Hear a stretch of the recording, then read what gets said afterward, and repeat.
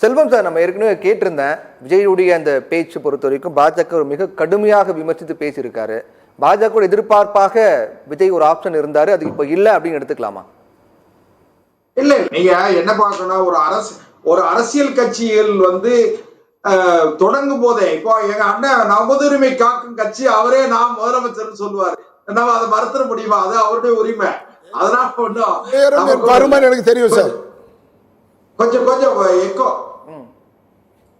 அதாவது 2026 சட்டமன்ற தேர்தல் மிகவும் வித்தியாசமா இருக்கும்.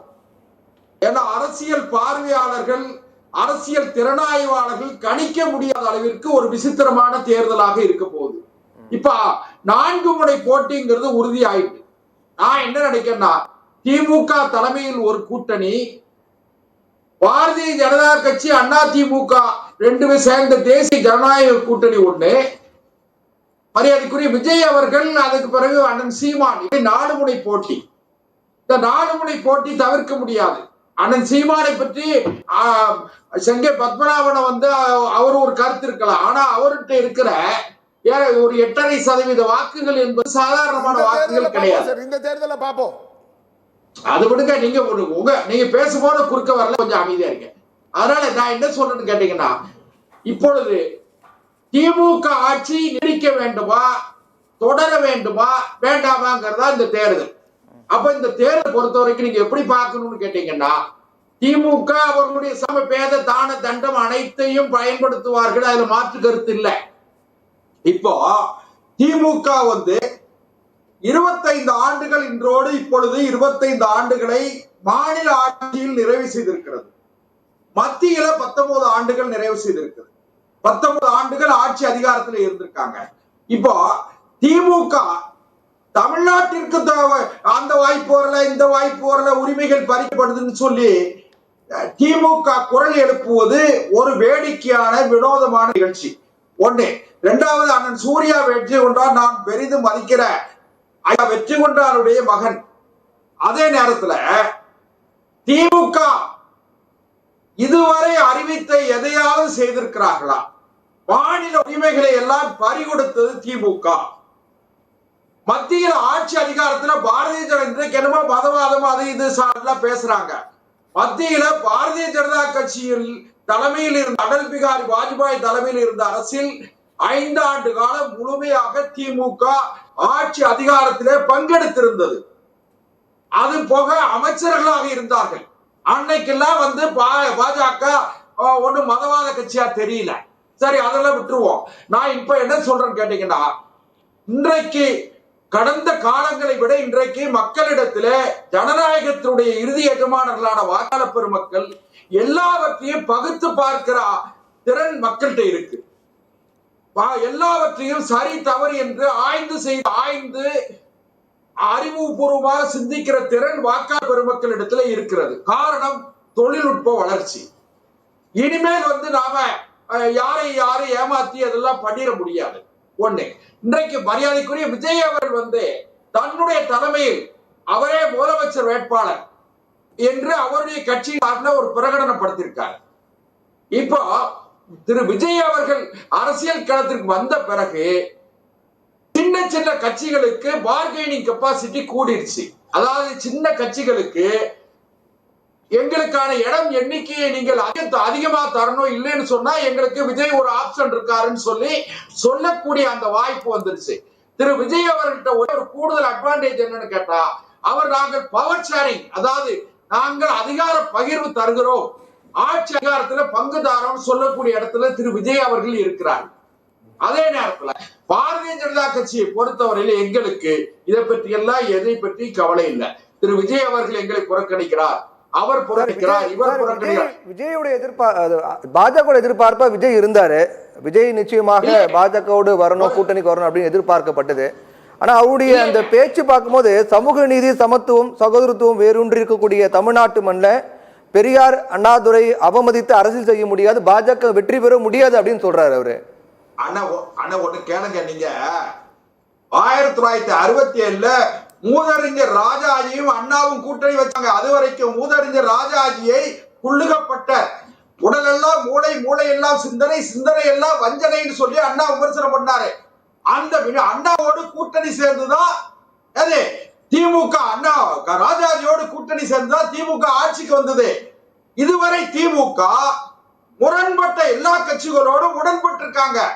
பாரதிய ஜனதாவோடு கூட்டணியில இருந்திருக்காங்க, காங்கிரஸோடு கூட்டணியில, கம்யூனிஸ்டுகளோட கூட்டணியில, இப்படி முரண்பட்டு பல்வேறு காலங்களில் முரண்பட்டவர்கள் எல்லாம் உடன்பட்டு ஆட்சியில் இருந்திருக்காங்க. அண்ணன் சூர்யா வெற்றி கொண்டார் சொன்ன கருத்துல நான் ஒண்ணுல முரண்படுறேன். என்னன்னு கேட்டீங்கன்னா, விசிலடிச்சான் குஞ்சுகள் வால் போஸ்ட் ஒட்டுறவங்க எல்லாம் சொல்றாங்க பாருங்க, இது எல்லாம் வந்து கால கடந்து போச்சு. 1972 அக்டோபர் மாதம் 17ஆம் தேதி மக்கள் திலகம் எம்ஜிஆர் அவர்கள் கட்சி ஆரம்பிக்கும் போது என்ன சொன்னாங்க?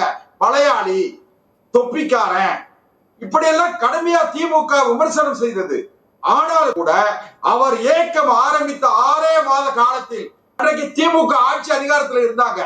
திமுக ஆட்சி அதிகாரத்தில் இருந்த நேரத்திலேயே திண்டுக்கல் இடைத்தேர்தலில் மக்கள் திலகம் எம்ஜிஆர் அவர்கள் 1,65,000 வாக்குகள் வித்தியாசத்தில் அண்ணா திமுக என்கிற ஒரு புதிய கட்சியை வேறு செய்தார்.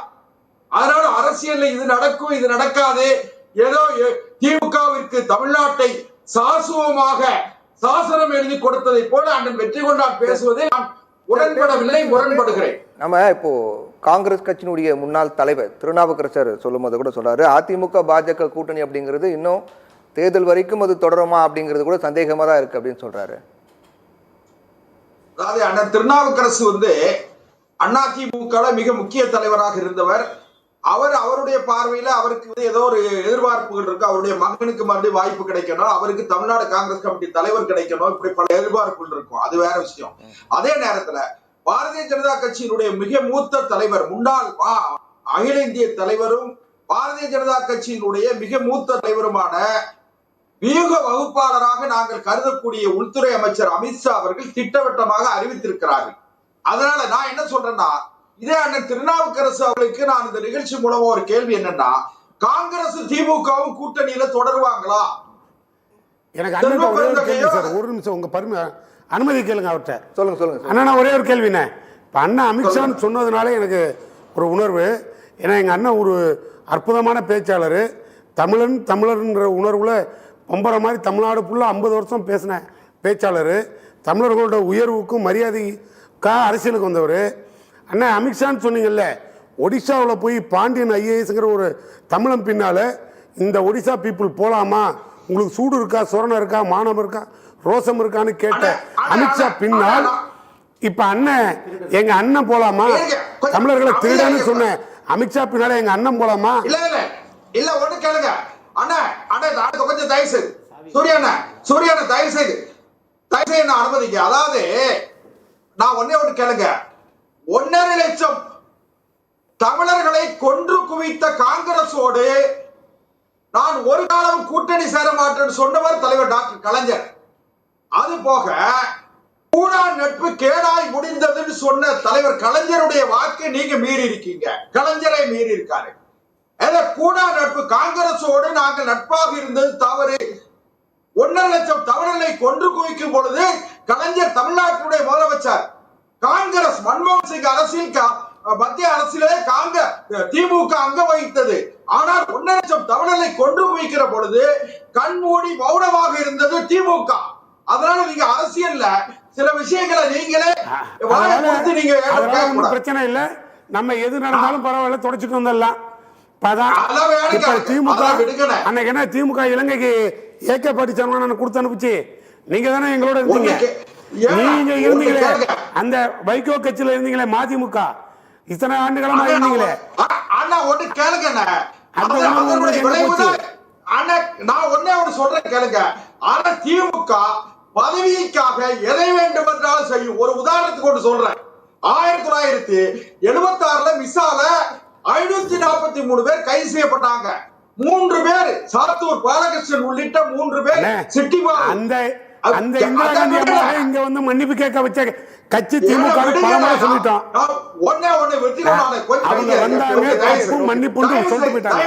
தயவு செய்து ஒன்னே ஒண்ணு கேளுங்க. 2.5 வருடத்துக்குள்ள 1976 மிசாவை நீங்க 2.5 வருஷத்துக்குள்ள எப்போதுல நேருவின் மகளே வருக நிலையான ஆட்சி தர நீங்க சொன்னீங்க. அதனால என்ன கேட்டீங்கன்னா சரி, ஓகே, முரண்பாடுகளின் பேசுங்க. மொத்த உருவம் ஒரு நிமிஷம் முரண்பாடுகளின் மொத்த உருவம் தான் திமுக. இப்போ என்ன பிரச்சனைன்னு கேட்டீங்கன்னா திமுக ஆட்சி நாடும் பொழுதும் சட்டம் ஒழுங்கு கெட்டுவிட்டது. யார் முதல்ல இப்போ அண்ணா யூனிவர்சிட்டியில யார் அந்த சார்னு கேட்டாங்க. அது போக சமீபத்துல போதை வழக்குல யார் அந்த பண மோசடி வழக்குல யார் அந்த தம்பின்னு கேட்டாங்க. சரி, ஓகே, இப்போ ஓகே, சமீபத்துல 4 நாட்களாக ஒரே ஒரு நிமிஷம் பிரவீன் சார், இப்போ 4 நாட்களாக அமித்ஷாவை கேட்டேன், பிரதமர் மோடியை கேட்டேன், தமிழ்நாட்டுக்கு மாநில உரிமையை கேட்டேன், வராத நிதியை கேட்டேன். இதுக்கெல்லாம் உங்கள்கிட்ட பதில் இருக்கா? சரி சரி பேசுவோம். இத எதுக்காக உங்கள்கிட்ட பதில் இருக்கா? நான் கேட்கறது வராத நிதி வாங்கி தர்றதுக்கு அண்ணன் பிஜேபியில இருக்க தூத்துக்குடி செல்வம் அண்ணனுக்கு மனசாட்சி இல்லையா? இப்ப இதே மாதிரி கொண்டு செய்ய விட்டுட்டு இதே மாதிரி பேசிட்டு 8 கோடி தமிழ் மக்களுக்கு மண்ணுதான். இனிமே அரசியல் பண்றது ஒரு தமிழ்நாடு அல்லது இந்திக்காரன் பின்னாடி போன மாதிரி நீ இல்ல முடிவு எடுத்திருக்கணும். அக்னீஸ்வரன் சார், இப்போ தமிழ்நாட்டுல ஆட்சி நம்ம பேசுவோம் சார், பேசுவோம் தயாராயிட்டாங்க. பேசுவோம். அதனால நீங்க வந்து ஒண்ணு கேளுங்க, இன்னும் வந்து மக்களை ஏமாற்ற முடியாது.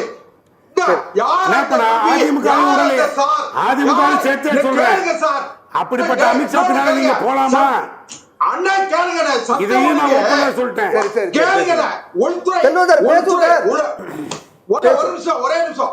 உள்துறைக்கு பொறுப்பு வகிக்கிற தமிழ்நாடு முதலமைச்சர் அவர்கள்